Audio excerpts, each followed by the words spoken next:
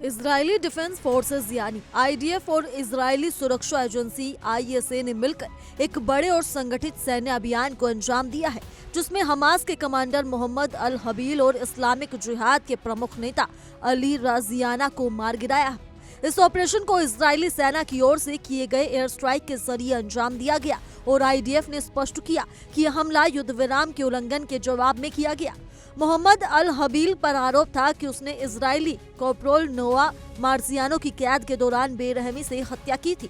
नोआ मार्जियानो 7 अक्टूबर को नाहल ओज पोस्ट पर हुए हमले के दौरान अगवा की गई थी। वो इजरायली सेना में एक ऑब्जर्वर के रूप में तैनात थी और उनकी अगुवाई तथा हत्या की खबर ने पूरे देश में भारी आक्रोश और शोक की लहर दौड़ा दी थी। इस घटना ने इजराइल में सुरक्षा और आतंकवाद के खिलाफ कड़ा रुख अपनाने की मांग को और भी मजबूत कर दिया। इजरायली सेना ने सोशल मीडिया के जरिए इस ऑपरेशन की पुष्टि करते हुए कहा कि इस कार्रवाई से मार्सियानो के परिवार को न्याय मिला है। आईडीएफ ने साफ शब्दों में कहा कि इजराइल अपने नागरिकों और सैनिकों के खिलाफ हिंसा करने वालों को किसी भी कीमत पर बख्शने वाला नहीं है। सेना ने भी स्पष्ट किया कि यह हमला उन आतंकवादियों को निशाना बनाकर किया गया जिन्होंने इजराइल और उसके नागरिकों के खिलाफ गंभीर हमलों में शामिल रहकर जान माल को नुकसान पहुंचाया। आईडीएफ ने बताया कि ये एयर स्ट्राइक विशेष रूप से सीज फायर का उल्लंघन करने वालों के खिलाफ की गई थी, ताकि भविष्य में ऐसी घटनाओं को रोकने और आतंकवाद के खिलाफ कड़ा संदेश देने में मदद मिल सके। मारे गए दूसरे कमांडर अली राजियाना को इस्लामिक जिहाद के उत्तरी गाजा ब्रिगेड का मुख्य कमांडर बताया गया है। आईडीएफ के अनुसार राजियाना न केवल आतंकियों की तैनाती और संगठन की रक्षा योजनाओं का जिम्मेदार था, बल्कि पूरे युद्ध के दौरान उत्तरी गाजा में बंधकों को कैद में रखने और उनकी निगरानी का काम भी उसी के अधीन था।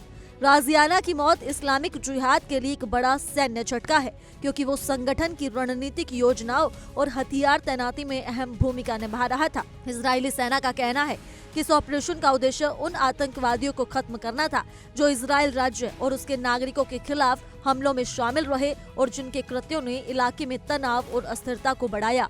इस ऑपरेशन से ये भी स्पष्ट होता है कि इजराइल अपने नागरिकों और सैनिकों की सुरक्षा के लिए किसी भी सीमा तक कार्रवाई करने को तैयार है।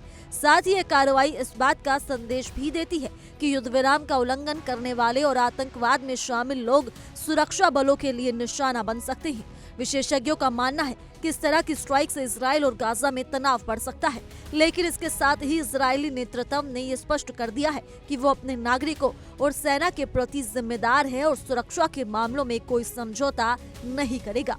कुल मिलाकर कहा जा सकता है कि आईडीएफ और आईएसए का ये ऑपरेशन न केवल नोआ मार्सियानो और उनके परिवार के लिए न्याय की भावना को दर्शाता है, बल्कि ये इजराइल की आतंकवाद और सुरक्षा के प्रति कड़े रुख का भी प्रतीक है। मोहम्मद अल हबील और अली राजियाना की मौत गाजा और इजराइल के बीच जारी संघर्ष में नई चुनौतियों और प्रतिक्रियाओं की संभावना को जन्म दिया है। ये घटनाक्रम अंतर्राष्ट्रीय समुदाय के लिए भी अहम है, क्योंकि ये स्पष्ट करता है कि मध्य पूर्वी संघर्ष में सुरक्षा और सैन्य कार्रवाई के मुद्दे लगातार संवेदनशील बने हुए हैं और इसके व्यापक प्रभाव पड़ सकते हैं। तो इस खबर को लेकर आप क्या कहना चाहेंगे, आप हमें कमेंट कर जरूर बताएं और देश और दुनिया से जुड़ी तमाम बड़ी खबरों के लिए जुड़े रहिए इंडिया डेली के साथ।